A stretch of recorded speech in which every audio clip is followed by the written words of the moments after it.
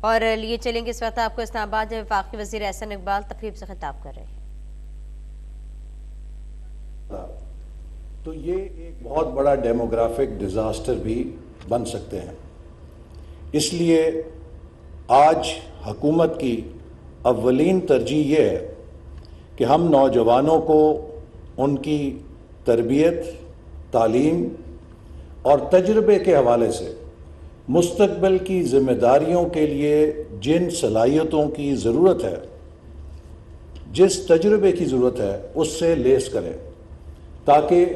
یہ اقبال کے شاہین پاکستان کے مستقبل کی قیادت فراہم کرنے والی وہ نسل فراہم کر سکیں جو اس ملک کو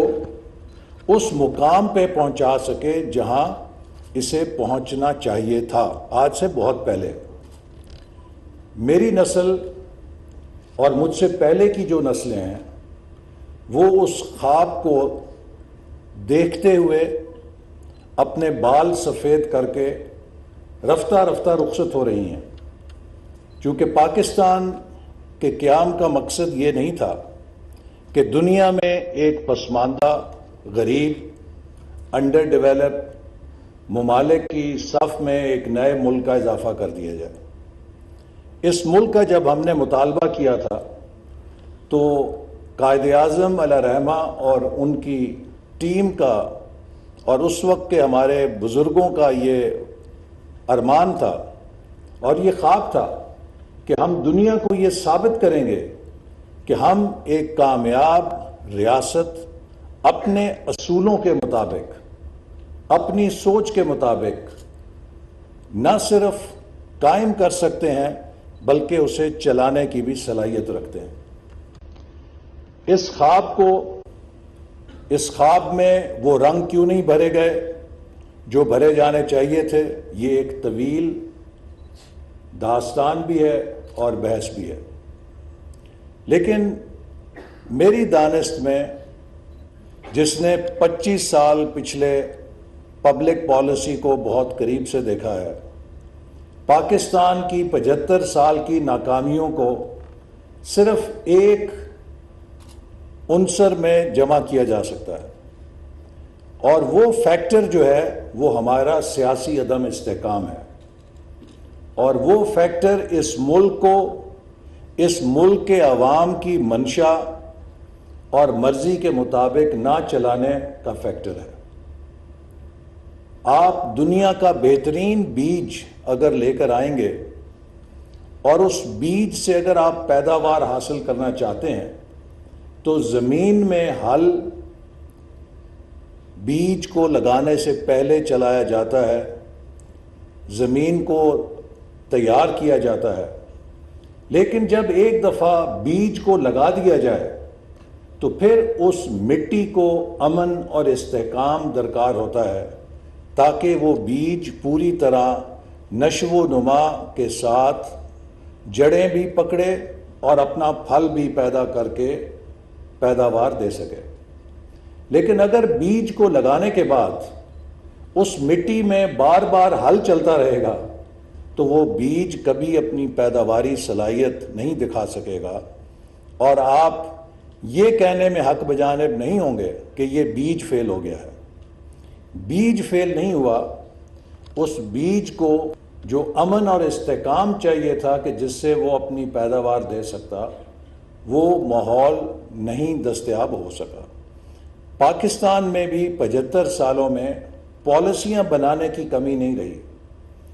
ہم نے دنیا کی بہترین پالیسیز بنائی ہیں،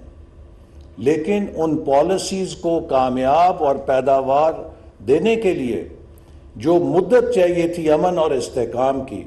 ہم ان میں بار بار ڈسرپشنز لاتے رہے، اور اس کی مثال ویسے ہی ہے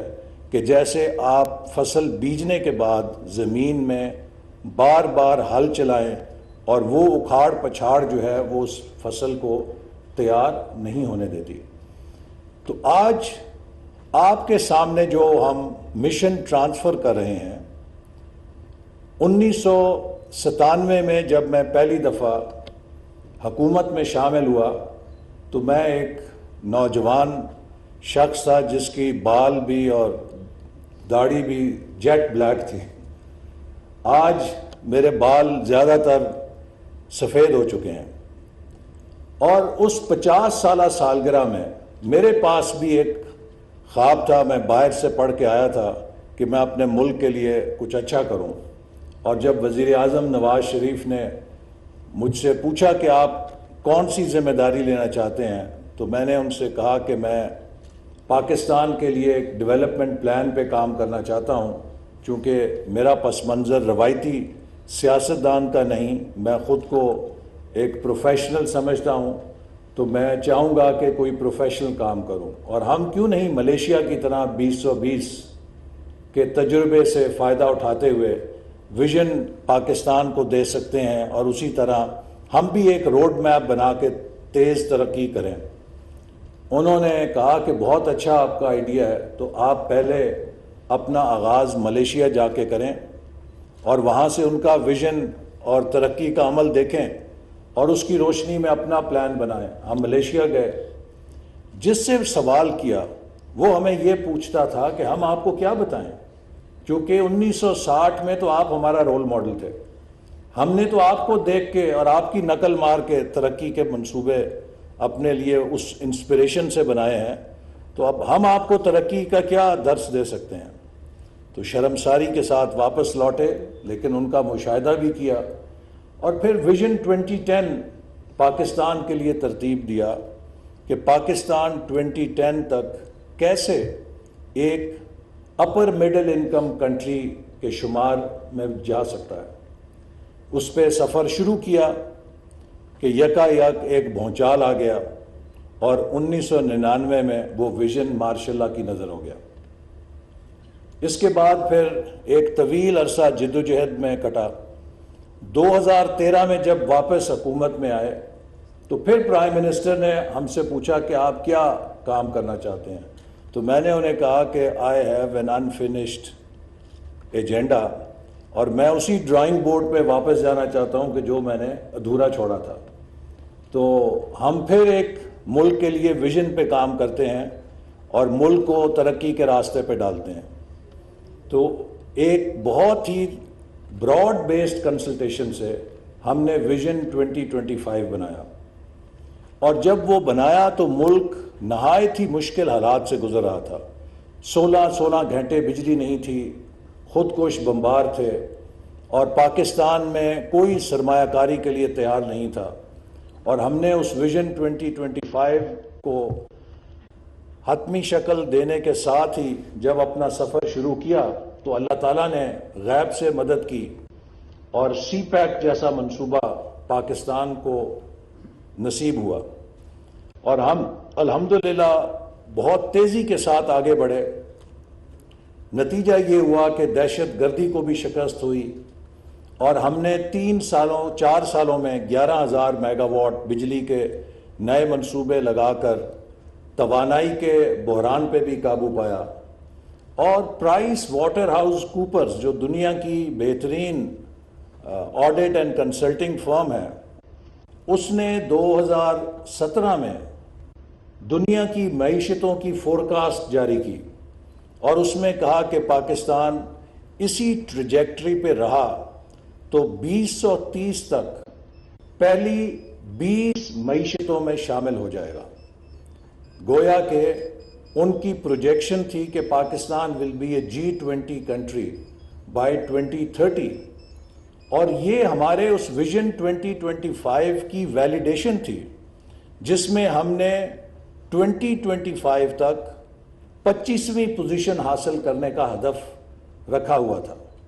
تو 2030 میں ہمیں 20ویں پوزیشن جو انڈورس ہوئی تو وہ ہمارے اس ویژن کی انڈورسمنٹ تھی کہ ہم ٹریک کے اوپر چل رہے تھے اس ویژن کو حاصل کرنے کے لیے.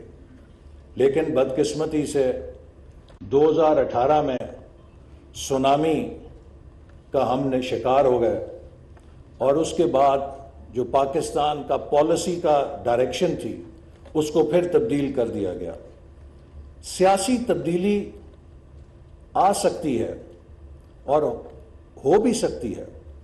لیکن کیا سیاسی تبدیلی کا یہ مقصد ہونا چاہیے کہ وہ سارا سفر جو ملک اور قوم کے مفاد میں ہے اسے بھی ترک کر دیا جائے، چونکہ وہ پچھلی حکومت نے شروع کیا تھا۔ اور اس کی ایک مثال، چھوٹی سی مثال، وائی ڈی ایف کا یہ پروگرام بھی ہے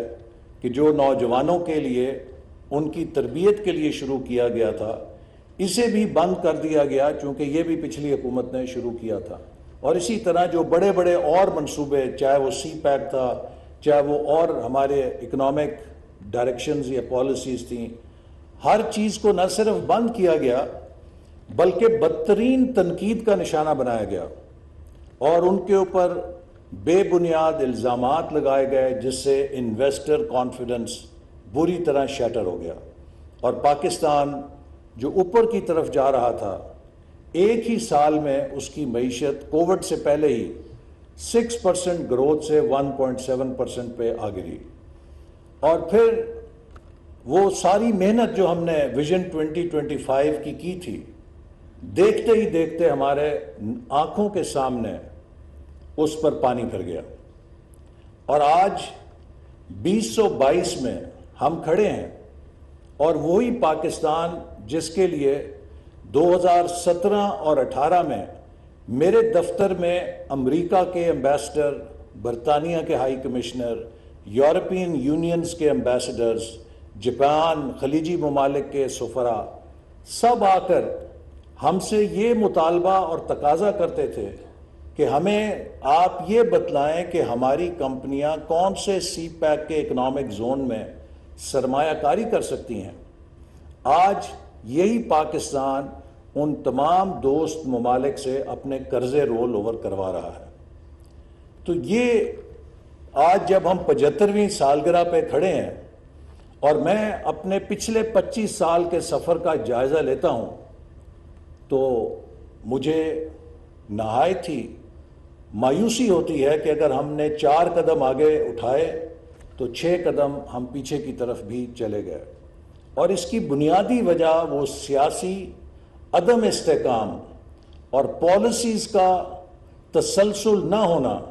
کہ جس نے ہماری ہر دور کی محنت پہ پانی پھیر دیا۔ تو ہمارے نوجوانوں کو، جو مجھ سے بڑا ایک سوال ہوتا ہے، میرا پیغام یہ ہے کہ اکثر لوگ ایز پلاننگ منسٹر مجھ سے یہ پوچھتے ہیں کہ آپ اگلے سال